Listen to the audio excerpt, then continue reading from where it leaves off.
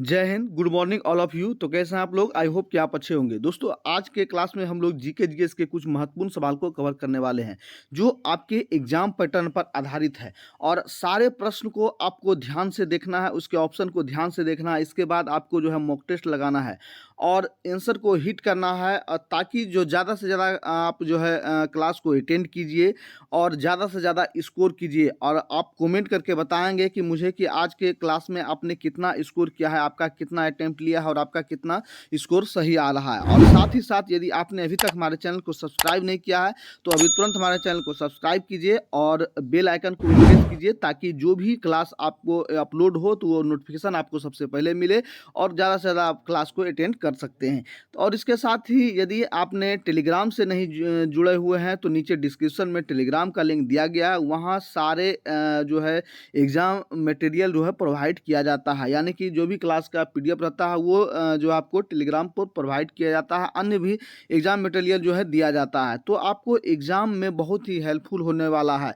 और सही से आप जो है तैयारी कीजिए, ताकि आपको गवर्नमेंट कॉलेज जो है प्रीफर हो सके, क्योंकि आपको यदि ज़्यादा से ज़्यादा स्कोर आएगा तभी गवर्नमेंट कॉलेज मिलेगा, अन्यथा जो है आपको गवर्नमेंट कॉलेज नहीं मिलेगा। अन्य जो है प्राइवेट कॉलेज में आपको एडमिशन कराना पड़ेगा। तो चलिए आज के क्लास का सबसे पहला सवाल देख लेते हैं कि पहला सवाल कह रहा है कि भारत में होम रूल आंदोलन किसने चलाया। भारत में जो है होम रूल आंदोलन जो है किसने चलाया। तो आपके सामने चार ऑप्शन है, चारों ऑप्शन को ध्यान से देखिए। इसके बाद जो है आंसर को हिट कीजिए और ज़्यादा से ज़्यादा क्वेश्चन को अटेम्प्ट लीजिए। और आपको मालूम होगा कि इसको जो एग्ज़ाम में माइनस मार्किंग नहीं है, इसलिए ज़्यादा से ज़्यादा आपको अटेम्प्ट लेना है और जो है इसमें आंसर को हिट करना है। तो आपका राइट आंसर हो जाएगा ए नंबर का, ये जो है बाल गंगाधर तिलक एवं एनी बेसेंट, जो बी नंबर आपका राइट आंसर हो जाएगा। अगला सवाल देखिए कि बारदोली सत्याग्रह किसके नेतृत्व में हुआ था।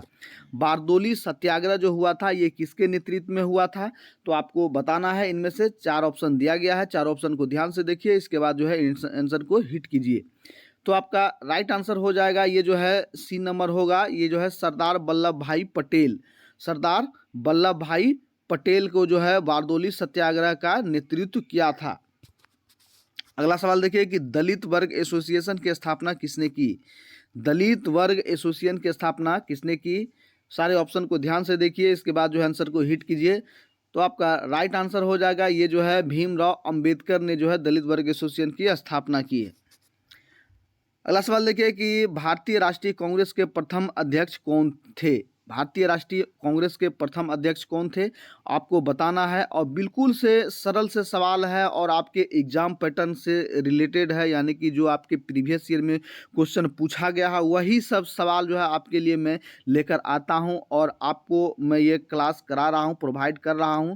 तो अभी तक आपने हमारे चैनल को सब्सक्राइब नहीं किया है तो अभी तुरंत हमारे चैनल को सब्सक्राइब कीजिए। साथ ही साथ टेलीग्राम से भी जुड़ जाइए, नीचे डिस्क्रिप्शन में टेलीग्राम का लिंक दिया गया है, वहाँ से जुड़िए और ज़्यादा से ज़्यादा आप जो है क्लास को अटेंड कीजिए। और टेलीग्राम पे आपको स्टडी मटेरियल प्रोवाइड किया जाता है, सारे क्लास का पीडीएफ वहाँ अपलोड किया जाता है।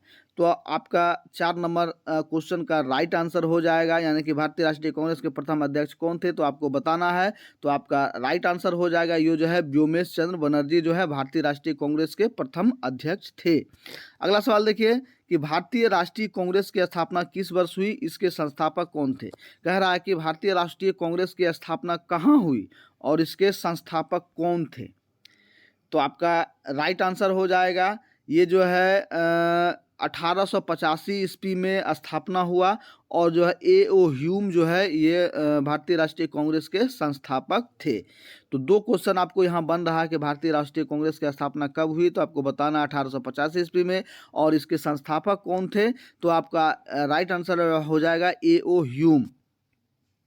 अगला सवाल देखिए कि केंद्रीय असेंबली पर बम फेंकने में भगत सिंह का साथी कौन था, यानी कि केंद्रीय असेंबली पर जब बम फेंका गया था भगत सिंह द्वारा तो उसके साथ जो है कौन था, उसके साथी कौन थे, साथ में कौन था, इसको आपको बताना है। तो आपका राइट आंसर हो जाएगा, ये जो है बटुकेश्वर दत्त, यानी बी नंबर आपका राइट आंसर हो जाएगा। यानी कि भगत सिंह के साथ साथ बटुकेश्वर दत्त भी थे जो केंद्रीय असेंबली पर बम फेंका गया था। और ये सब जो है ये क्रांतिकारी एक तरह से आंदोलन था और क्रांतिकारी में आंदोलन में जो है ये कदम उठाया गया था। अगला सवाल देखिए कि औद्योगिक क्रांति सर्वप्रथम किस देश में हुई थी। औद्योगिक क्रांति सर्वप्रथम किस देश में हुई थी आपको बताना है। आपके सामने 4 ऑप्शन है, चारों ऑप्शन को ध्यान से देखिए, इसके बाद जो है आंसर को हिट कीजिए। आपका राइट आंसर हो जाएगा ये ए नंबर हो जाएगा कि यानी कि इंग्लैंड में जो है सर्वप्रथम औद्योगिक क्रांति की शुरुआत हुई। अगला सवाल देखिए कि शिम्पनिंग जेनी का आविष्कार कब हुआ। शिम्पनिंग जेनी का आविष्कार कब हुआ, तो आपके सामने 4 ऑप्शन है, तो आपका राइट आंसर हो जाएगा ये जो है 1764 ईस्वी में जो है इसका आविष्कार हुआ। अगला सवाल देखिए कि इंग्लैंड में सभी स्त्री एवं पुरुषों को वयस्क मताधिकार कब प्राप्त हुआ। कह रहा है कि इंग्लैंड में सभी स्त्री एवं पुरुष को वयस्क मताधिकार कब प्राप्त हुआ, यानी कि वयस्क कब हो जाते हैं, तो भारत में जो है 18 साल पे जो है वयस्क हो जाता है। तो इसका जो मताधिकार यानी कि मत डालने का जो प्रावधान लागू हुआ कि यानी कब से आप वोटिंग कर सकते हैं, तो इंग्लैंड में जो है कब से हुआ, तो आपका राइट आंसर है ये जो है 1918 ईस्वी में जो है इसका शुरुआत हुआ। अगला सवाल देखिए कि भारत के लिए पहला फैक्ट्री एक्ट कब पारित हुआ। भारत के लिए पहला फैक्ट्री एक्ट कब पारित हुआ, यानी कि भारत में जो है विदेशी द्वारा की सहयोग से या अन्य माध्यमों से भारत में जो है फैक्ट्री का स्थापना हुआ, लगाया गया, तो उसके लिए एक एक्ट पारित हुआ, यानी कि फैक्ट्री एक्ट जो है पारित हुआ। तो इसका राइट आंसर हो जाएगा ये जो है ये 1881 ईस्वी में जो है ये लागू हुआ। अगला सवाल देखिए कि वैज्ञानिक समाजवाद की अवधारणा का प्रतिपादन किसने किया। वैज्ञानिक समाजवाद की अवधारणा का प्रतिपादन किसने किया, तो आपके सामने 4 ऑप्शन है, चारों ऑप्शन को ध्यान से देखिए और जो इसके बाद आंसर को हिट कीजिए। तो आपका राइट आंसर हो जाएगा ये कार्ल मार्क्स ने जो है वैज्ञानिक समाजवाद की अवधारणा का प्रतिपादन किया। अगला सवाल देखिए कि अखिल भारतीय ट्रेड यूनियन कांग्रेस की स्थापना कब हुई। कह रहा है कि अखिल भारतीय ट्रेड यूनियन कांग्रेस की स्थापना कब हुई, तो आपके सामने 4 ऑप्शन है, तो आपका राइट आंसर हो जाएगा ये 1920 ईस्वी में जो है ये इसका स्थापना हुआ है। अगला सवाल देखिए कि Tata iron and steel company की स्थापना की गई। Tata iron and steel company की स्थापना कब की गई है, आपके सामने 4 ऑप्शन है, चारों ऑप्शन को ध्यान से देखिए। तो आपका राइट आंसर है ये जो है 1907 ईस्वी में जो है Tata iron and steel company की स्थापना की गई, यानी कि भारत में जो टाटा जमशेदपुर में जो स्टील कंपनी है टाटा का, उसका स्थापना कब हुआ था, तो 1907 ईस्वी में ये हुआ था। अगला सवाल देखिए कि सेफ्टी लैंप का आविष्कार किसने किया था। सेफ्टी लैंप्स का आविष्कार किसने किया था, तो आपके सामने 4 ऑप्शन है, तो आपका राइट आंसर हो जाएगा ये हम्फ्रो डेवी द्वारा जो है ये सेफ्टी लैंप का आविष्कार किया गया है। अगला सवाल देखिए कि ब्रिटेन ने निम्नलिखित में से किस नीति का अवलंबन किया है। ब्रिटेन ने निम्नलिखित में से किस नीति का अवलंबन किया है, तो आपके सामने 4 ऑप्शन है, चारों ऑप्शन को ध्यान से देखिए। तो आपका राइट आंसर हो जाएगा ये जो है हस्तक्षेप नीति का ये जो है अवलंबन किया है, यानी कि ए नंबर आपका राइट आंसर हो जाएगा। अगला सवाल देखिए कि पावर लूम का आविष्कार निम्नलिखित में से किस देश में हुआ। पावर लूम का आविष्कार निम्नलिखित में से किस देश में हुआ, तो आपका राइट आंसर हो जाएगा ये जो है ब्रिटेन में हुआ। और पावर लूम से क्या होता है, तो पावर लूम से जो है कपड़े उद्योग में जो है ये सहायक था, यानी कि इससे कपड़ा उद्योग कपड़ा बनाने का काम किया जाता था पावर लूम से।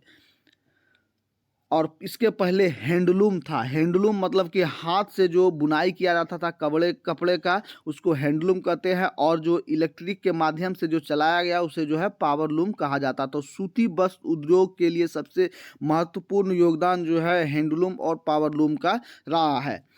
अगला सवाल देखिए कि निम्नलिखित में से कौन औद्योगिक क्रांति का कारण नहीं था। निम्नलिखित में से कौन औद्योगिक क्रांति का कारण नहीं था, तो आपका राइट आंसर हो जाएगा ये जो है धर्म सुधार आंदोलन जो है ये राइट आंसर, यानी कि ए नंबर आपका राइट आंसर हो जाएगा धर्म सुधार आंदोलन। अगला सवाल देखिए कि इंग्लैंड में औद्योगिक क्रांति किस उद्योग से आरंभ हुई। इंग्लैंड में औद्योगिक क्रांति किस उद्योग से आरंभ हुई?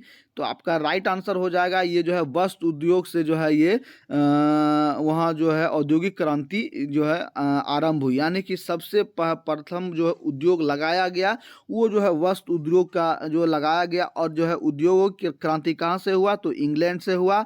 तो इंग्लैंड में सबसे पहले कौन सा स्थापना किया था? तो पावर लूम का जो है वहाँ स्थापना किया गया है। पावर लूम से क्या होता है? तो वस्त्र उद्योग में जो है काम किया जाता है। अगला सवाल देखिए कि जेम्स वाट ने किस यंत्र का आविष्कार किया?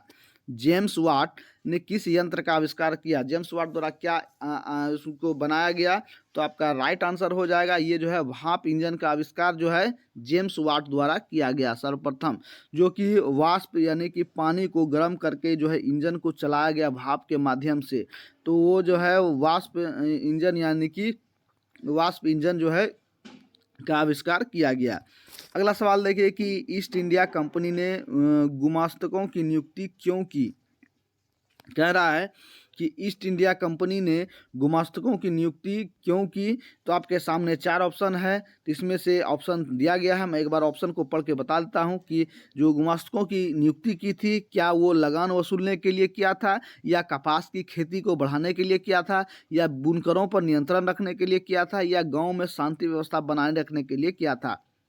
सारों ऑप्शन को ध्यान से देखना है, इसके बाद जो आपको आंसर हिट करना है। तो आपका राइट आंसर हो जाएगा ये बुनकरों पर नियंत्रण रखने के लिए ये गुमास्तकों की नियुक्ति किया गया था, क्योंकि उस वक्त सूती वस्त्र उद्योग पर ज़्यादा जोर दिया गया था, क्योंकि इंग्लैंड से ही ये इंग्लैंड से ही जो है सूती वस्त्र उद्योग को ये भारत में भी लाया गया और यहाँ ज़्यादा से ज़्यादा कपास की खेती किया गया। इससे जो है सूती वस्त्र पर ज़्यादा जोर दिया गया। तो सबसे महान योगदान जो है इनमें बुनकरों का रहा है और इनके द्वारा सूती वस्त्र को तैयार करके अन्य देशों में बिजनेस के लिए जो है भेजा गया था। अगला सवाल देखिए कि भारत में पहली जूट मिल कहाँ स्थापित की गई? कह रहा है कि भारत में पहली जूट मिल कहाँ स्थापित की गई थी? तो आपके सामने 4 ऑप्शन है, तो चारों ऑप्शन को ध्यान से देखेंगे तो आपका राइट आंसर हो जाएगा ये जो है बंगाल में प्रथम जूट मिल का स्थापना किया गया था। अगला सवाल देखिए कि भारत सरकार ने 1921 ईस्वी में एक राजस्व आयोग की नियुक्ति और उसका प्रधान किसे बनाया? कह रहा है कि भारत सरकार ने 1921 में एक राजस्व उद्योग आयोग की नियुक्ति किया, ये राजस्व आयोग की नियुक्ति किया और उसका प्रधान किसे बनाया गया? तो आपके सामने 4 ऑप्शन है, 4 ऑप्शन को ध्यान से देखिए तो आपका राइट आंसर हो जाएगा ये जो है इब्राहिम रहमतुल्लाह, यानी ए नंबर आपका सही आंसर हो जाएगा। इब्राहिम रहमतुल्लाह आपका राइट आंसर हो जाएगा। अगला सवाल है कि मुंबई में सर्वप्रथम सूती कपड़ों के मिलों की स्थापना कब हुई? कह रहा है कि मुंबई में जो सूती वस्त्र का उद्योग का जो मिल लगाया गया वो कब स्थापना किया गया? तो आपका राइट आंसर हो जाएगा ये जो है 1854 ईस्वी में जो है मुंबई में सूती वस्त्र जो है मिल स्थापित किया गया। अगला सवाल देखिए कि 1917 ईस्वी में भारत में पहली जूट मिल किस शहर में स्थापित हुई? तो 1917 में भारत में पहली जूट मिल जो स्थापित हुआ था वो जो है कलकत्ता में जो है स्थापित हुआ था। अगला सवाल देखिए कि 1930 से 40 ईस्वी के दशक में निम्न में कहाँ द्वारका नाथ टैगोर ने 6 संयुक्त उद्यम जो है कंपनियां लगा ली थी? कह रहा है कि 1930 से 40 ईस्वी के दशक में यानी कि इस 10 साल में जो है द्वारका नाथ टैगोर द्वारा 6 संयुक्त उद्यम कंपनियां कहाँ लगाई थी? ये जो द्वारका नाथ टैगोर थे, ये जो उद्योगपति थे, इनके द्वारा एक बार में एकमुश्त 6 कंपनी को लगाया गया। और किस शहर में लगाया गया? तो आपका राइट आंसर हो जाएगा ये जो है बंगाल में जो है ये लगाया गया और बंगाल के जाने माने उद्योगपति माने जाते थे। तो इनके द्वारा एक साथ में 6 फैक्ट्रियां जो है वो लगाया गया। अगला सवाल देखिए कि Visvesvaraya iron and steel company Bhadravati किस राज्य में स्थित है?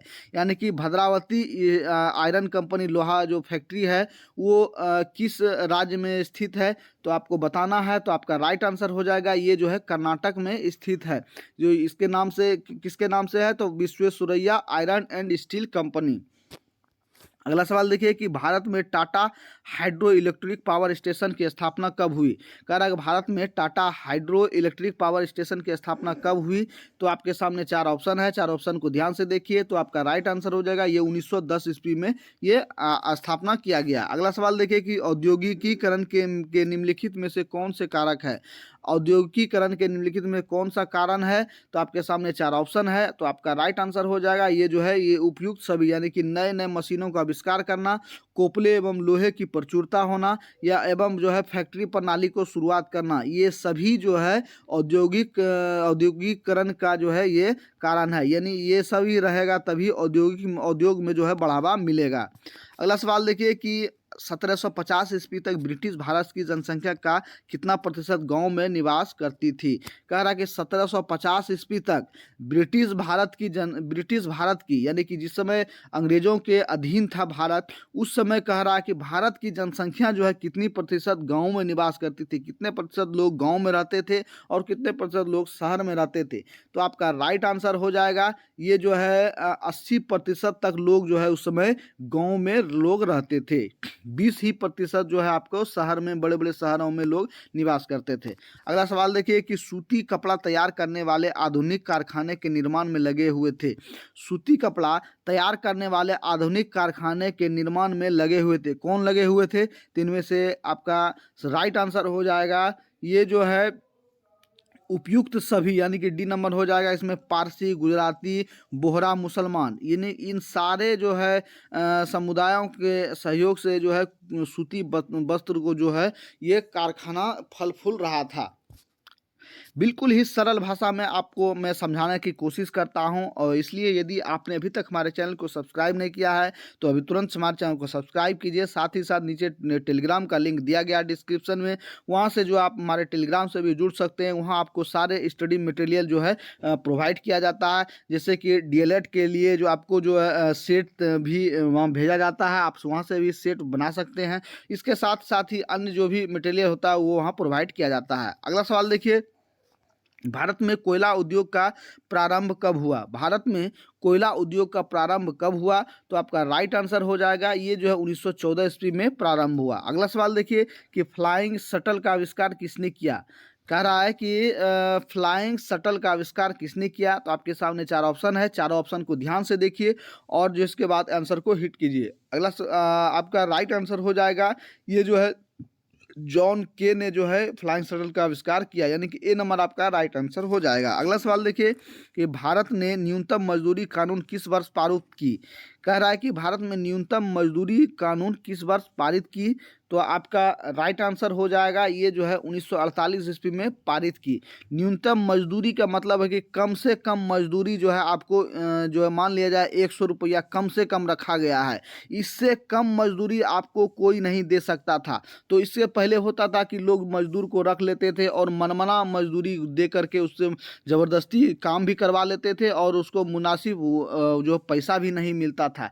तो इसके लिए सरकार द्वारा एक फिक्स तय मजदूरी किया गया कि कम से कम इतना जो है आपको राशि मिलेगा और इससे अधिक आप जितना आपको हो सकता है वो होगा, लेकिन इससे कम नहीं मिलेगा। तो एक सीमा तय कर दिया था, मान लिया जाए कि 100 रुपया, मैंने मान लिया कि न्यूनतम मजदूरी 100 रुपया कर दिया, इसके नीचे यानी कि आपको ना तो 50 रुपये पे खटा सकता है ना 80 रुपये पे लोग खटा सकता है। तो ये मिनिमम मजदूरी आपको क्या दिया है तो 100 रुपया, 100 रुपया से आप अधिक हो सकता है, 100 रुपये से अधिक जितना भी हो सकता है, लेकिन इससे कम नहीं हो सकता है। तो इसी को जो है न्यूनतम मजदूरी कानून कहा गया है।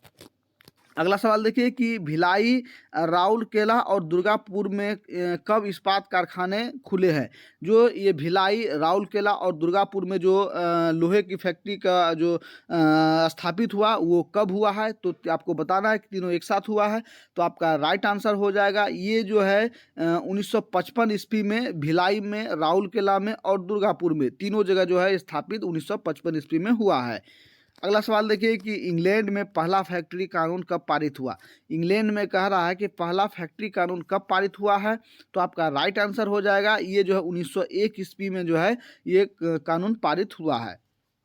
अगला सवाल देखिए कि अंतर्राष्ट्रीय श्रमिक संघ संस्थान की स्थापना कब की गई है। अंतर्राष्ट्रीय श्रमिक संघ की स्थापना कब की गई है। तो आपका राइट आंसर हो जाएगा ये जो है 1920 ईस्वी में हुआ है। अगला सवाल देखिए कि जेम्स वाट ने निम्नलिखित में से किसका आविष्कार किया है। जेम्स वाट ने किसका आविष्कार किया है, तो आपका राइट आंसर हो जाएगा ये जो है वाष्प इंजन का आविष्कार किया है, किसके द्वारा किया गया, जेम्स वाट द्वारा किया गया है। अगला सवाल देखिए कि औद्योगिक क्रांति के परिणाम स्वरूप कौन देश विश्व की वित्तीय केंद्र बन गया है। कह रहा है कि औद्योगिक क्रांति के परिणाम स्वरूप जिस समय औद्योगिक क्रांति हुआ उसमें से कौन सा देश जो है विश्व की वित्तीय केंद्र बन गया है। वित्तीय केंद्र मतलब जो है वहाँ के सबसे धनी मनी बन गया है। तो आपका राइट आंसर हो जाएगा ये जो है ए नंबर हो जाएगा, यानी कि इंग्लैंड जो है वित्तीय केंद्र बन गया है। अगला सवाल देखिए कि भारत सरकार ने राजस्व आयोग की नियुक्ति कब की है। भारत सरकार ने राजस्व आयोग की नियुक्ति कब की है, तो आपका राइट आंसर हो जाएगा ये जो है 1921 ईस्वी में किया गया है।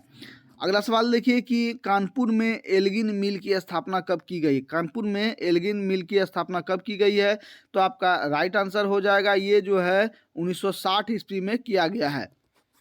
अगला सवाल देखिए कि व्यापार को प्रोत्साहन देने के लिए मुक्त व्यापार नीति किस देश ने अपनाई।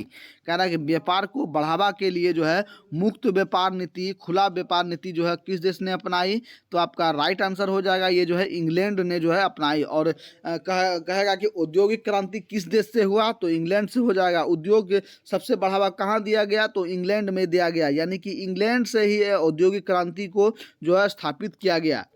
अगला सवाल देखिए कि भारत में प्रथम लिमिटेड कंपनी बिरला ब्रदर्स की स्थापना कब हुई।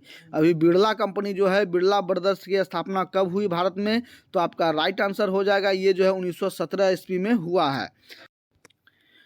अगला सवाल देखिए कि योजना आयोग का गठन कब हुआ था। तो आपके सामने चार ऑप्शन है, तो आपका राइट आंसर हो जाएगा ये 1950 ईस्वी में इसका गठन हुआ था।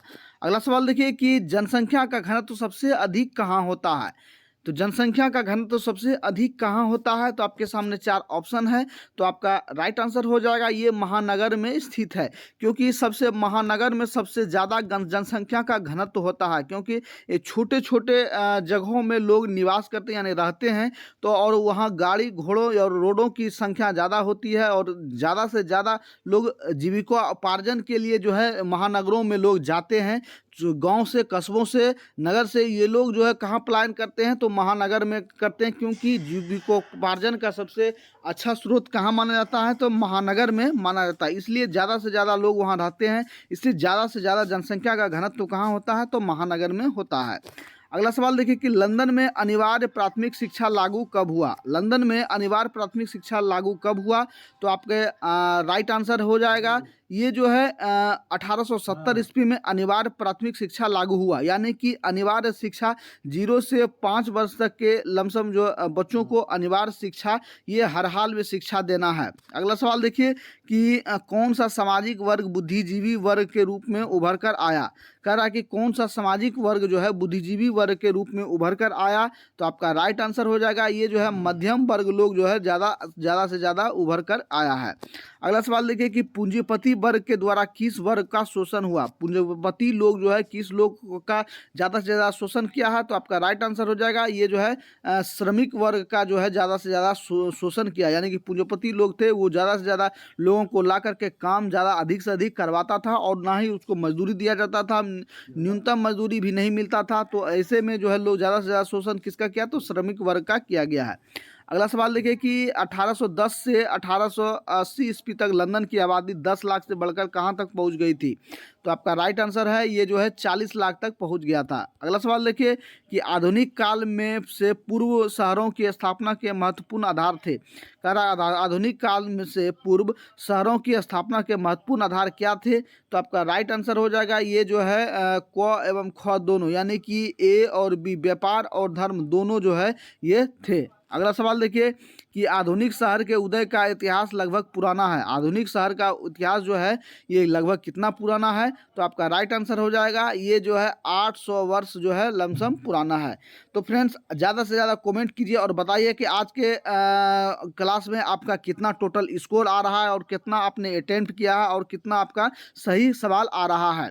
तो मुझे कमेंट करके बताइए कि आपका कितना आया है। और साथ ही साथ यदि आपने अभी तक हमारे चैनल को सब्सक्राइब नहीं किया तो तुरंत हमारे चैनल को सब्सक्राइब कीजिए। साथ ही साथ नीचे टेलीग्राम का लिंक दिया गया है, टेलीग्राम से जुड़िए। और आपको जो है टेलीग्राम पे मैं हर संभव जो भी मटेरियल होता है वो प्रोवाइड करता रहता हूँ, और सारे क्लास का PDF वहाँ आपको मिलेगा। तो मिलते हैं नई इन्फॉर्मेशन के साथ, नई जानकारी के साथ। तब तक के लिए सभी भाइयों को जय हिंद।